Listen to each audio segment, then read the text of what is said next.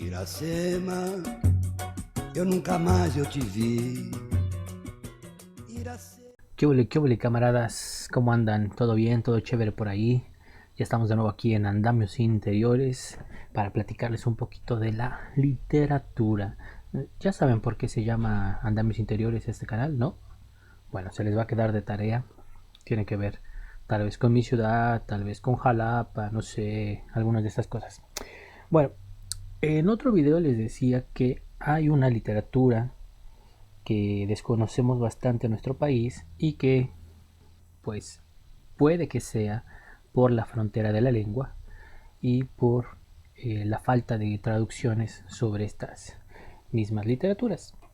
Sin embargo, son importantes de conocer porque nos dan un panorama más amplio de lo que es la creación literaria a nivel Latinoamérica. Este libro que traigo ahora es de un escritor brasileño que se llama Monteiro Lobato. ¿Ya lo ven aquí? Bueno, esta es una compilación de varios libros de Monteiro Lobato, de entre los cuales está aquel del que quiero hablarles. Este, por ejemplo, trae lo que serían 4 libros, ¿no? Urupés, que es el que me interesa ahorita. Ciudades Muertas sería el otro. Negrita. Y el otro que es El macaco que se hizo hombre, ¿no? Así es el título. Vamos entonces a ello. ¿Por qué es importante conocer esta otra literatura? Porque vamos a encontrar de pronto algunos enlaces similares a la escritura de otros autores en Hispanoamérica que pertenecían más o menos a la misma época. Y eso entonces no es nada nuevo, nos da una idea de que las ideas que estaban alrededor de ellos pues tenían como un origen más o menos común, ¿no? En este caso, el siglo XIX se caracterizó en toda Latinoamérica por la adopción del positivismo que proponía Augusto Comte.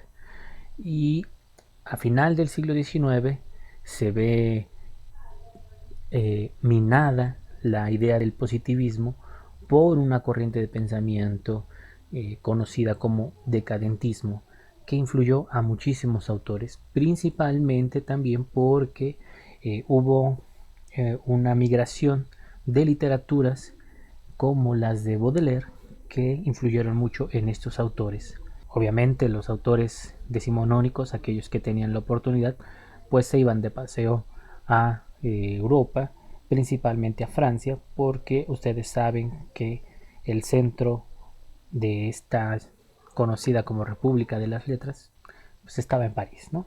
Siempre que hacemos el análisis o la lectura de un libro, a mí me gusta recomendar preguntarnos qué onda con el libro, por qué se llama de tal modo el libro, ¿no? ¿Cuál sería la relación que tiene el título con el contenido del libro? No siempre va a haber una relación estrecha.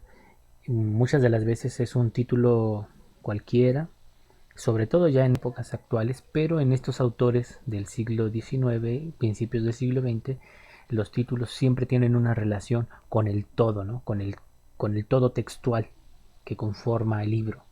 Entonces, en este caso, tenemos el libro llamado Urupés. Urupés es el nombre de un hongo que crece en la parte inferior de los árboles. Bueno, no sé, se ven como las raíces de los árboles y ahí crecen los honguitos. Y eso es un urupés, ¿no? Ya de ahí nosotros podríamos pensar que a lo mejor da una idea de aquello que está como eh, agregado, ¿no? A algo un poquito más grande, más voluminoso, como si fuese un símbolo de algo pequeño que está por ahí creciendo, ¿no? Sin embargo, que crece en la oscuridad, en la humedad, etcétera, ¿no? Algo que está inferior a aquello que alcanza grandes alturas. Y eso nos podría llevar a pensar que el libro de Urupés no tiene grandes pretensiones en la literatura, aun cuando el autor de este libro de Urupés ya era conocido en la época porque escribía en diferentes periódicos. Monteiro Lobato escribe el libro alrededor del año 1922, si no mal recuerdo, por aquí tenía yo ese dato, no, en el 1918, ¿no? O sea, viene en el comienzo del siglo XX. Y este libro está integrado por 15 cuentos. Desde mi punto de vista, hay un eje temático que recorre todos los cuentos, pero no solamente de este autor, sino de muchos autores de finales y comienzos de siglo, que era ese sentido de decadencia. Y en este caso, lo importante es ver cómo se van dando esos sentidos de decadencia en el texto. El libro empieza con un cuento que se llama Los Faroleros y es unos tipos que están a la orilla del mar o en el mar, me parece que están en el mar, y observan el farol que les está alumbrando y ellos se van acercando a la costa y se les ocurre contar una historia, ¿no? Entonces ahí hay otro plano, ¿no? Un plano segundo que va a otra historia donde hay una disputa entre dos marineros o dos personas que resguardan el farol. El faro. Ese texto como que bota hacia nosotros una idea de la escena con la o una de las escenas con las que empieza la Divina Comedia, que es esta montaña donde está brillando el sol en lo alto, ¿no? Y entonces llega o va a atravesar en la barca este Dante, ¿no? Que sería como la entrada al infierno, ¿no? Ya está con cierta simbología hacia la decadencia, porque va entonces a entrar a un infierno. Y aquí nosotros nos tendríamos que preguntar, bueno, el libro Urupes, ¿a qué infierno nos va a llevar? ¿Qué nos va a mostrar? ¿No? Y a través del libro, pese a que las historias en sí mismas son independientes, nosotros sí podemos ir descubriendo algunas escenas demoníacas que se dan de pronto por ahí, ¿no? Hay un texto muy interesante que se llama el gracioso arrepentido y que si lo vemos por otras o a través de los símbolos que tiene el texto, podemos notar que es la historia de los opuestos. En este caso podríamos pensar en el Judas y en el Cristo, representados por este personaje, ¿no? El gracioso arrepentido sería el Judas y el Cristo sería el señor Ventes, ¿no? Que ya también hay en los nombres nosotros podríamos pensar alguna cosa que tenga ligación con lo demoníaco, con la bondad y la maldad, ¿no? Por un lado, el gracioso arrepentido. Entonces, si ustedes recuerden que hay un texto muy interesante de Baudelaire que habla sobre la risa y la risa satánica, diciendo precisamente que la risa es satánica porque no se controla o no podemos voluntariamente controlarla, no sé qué, y porque se opone al estado del Cristo, porque la idea general es que el Cristo jamás sonríe o jamás ríe, ¿no? De ahí entonces que el gesto de la risa y de la carcajada se vuelva en un acto demoníaco. El gracioso arrepentido pues es un tipo que en el pueblo se dedica a hacer bromas o contar chistes y todo el mundo lo conoce por ello. Es muy famoso porque donde se lo encuentran dice alguna cosa y todo el mundo termina riéndose a carcajadas. Y entonces el némesis es el señor Ventes, ¿no? Ventes, que a mí me suena como de bien, el bien, que es todo seriedad. No ríe para nada, es ecuánime. El meollo del asunto es que este gracioso que se la pasa contando chistes ya quiere cambiar de vida, ¿no? Quiere ser tomado en serio. El problema es que nadie puede tomarlo en serio. Porque incluso cuando él va y le dice a alguien, ¿sabes qué? Yo quiero trabajar ya en serio. Terminan riendo porque nadie le cree al vato. Termina pidiendo ayuda a un conocido y le dice, ahí en tu ciudad hay un señor ya muy viejo que sufre de un problema en la cabeza, en el cerebro, y pues cualquier emoción fuerte podría matarlo. ¿Por qué no te esperas a que muera?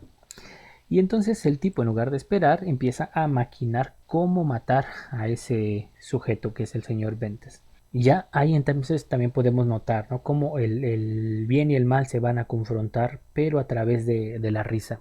Y resulta que lo conoce al señor Ventes, terminan cayéndose bien, como si hubiese entrado misteriosamente y a propósito, ¿no? Para poder causarle la muerte.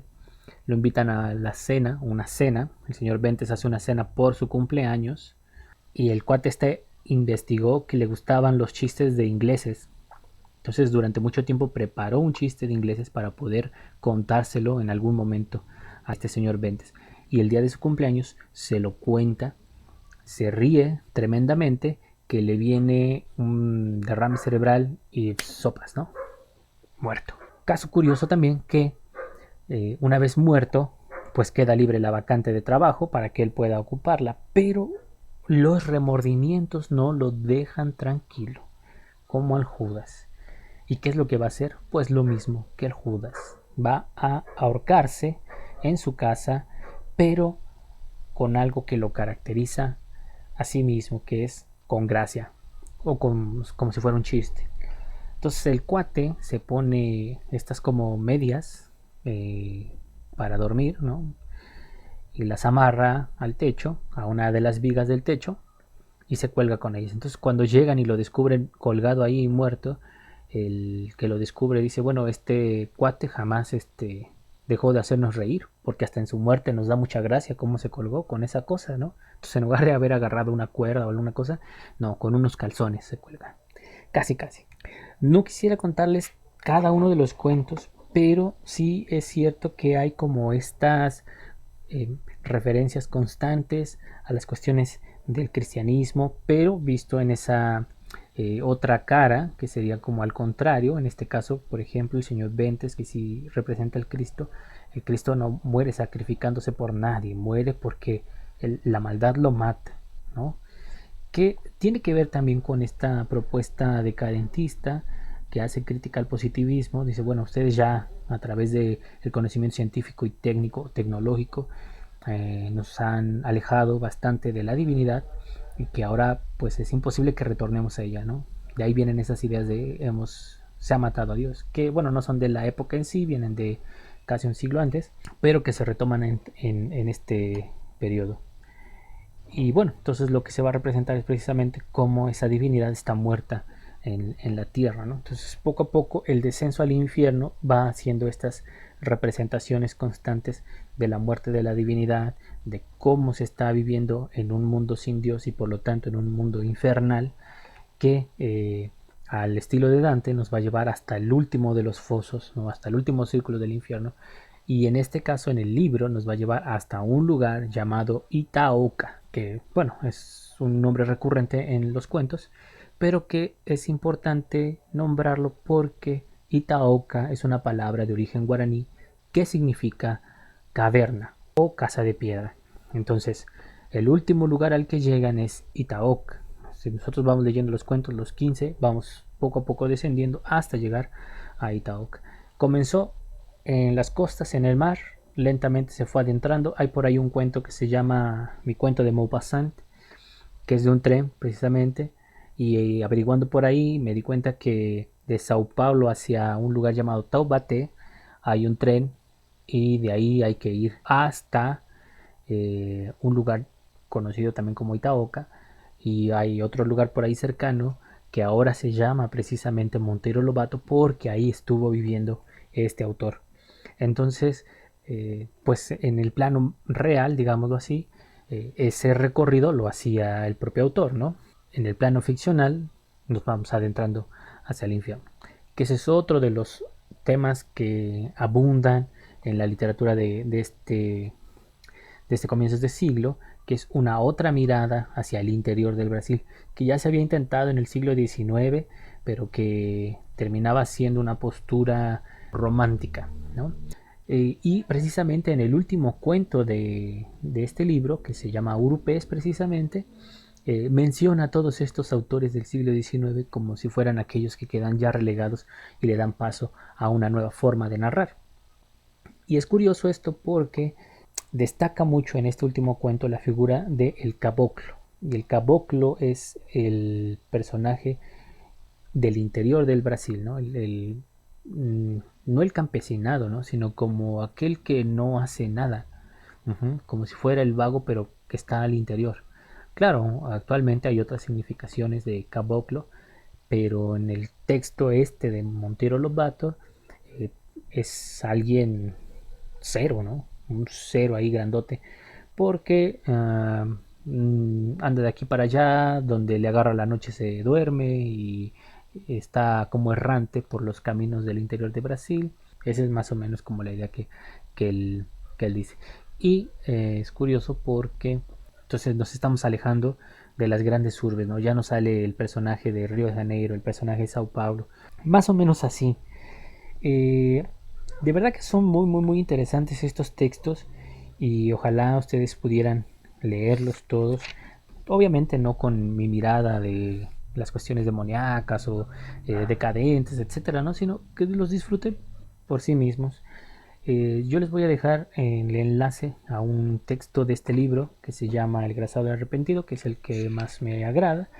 Pero si quisieran otro, pues también se los dejo, ¿no? Ahí también les pongo cuál es el índice más o menos. Y en el Fondo de Cultura Económica existe un libro de Montero Lobato en español que se llama Los Negros. Y pues nada, recomendadísimo Montero Lobato. Si tienen chance de echarle un ojo, ahí les voy a dejar el enlace para que puedan leer un texto de él. Y el otro, ya saben, en Fondo de Cultura Económica, cuesta 20 pesos, por Dios, léanlo. Es un texto pequeño relativamente. Antes de que se me olvide, recuerden que para la época en la que están escribiendo estos autores hay una diferencia entre el romance y la novela, ¿no? Entonces el romance es como más grande, más extenso, y las novelas son unas piezas cortitas, ¿no? Incluso en Manuel Paino nosotros tenemos un compendio de novelas que salió editado por Porrúa, y también si tienen chance de echarle un ojo, está muy bueno también. Algún día vamos a platicar sobre Manuel Paino. Y pues nada, cuídense, ojalá lo lean, ahí les dejo los enlaces y bye bye, chao chao. Iracema, meu grande amor, foi embora.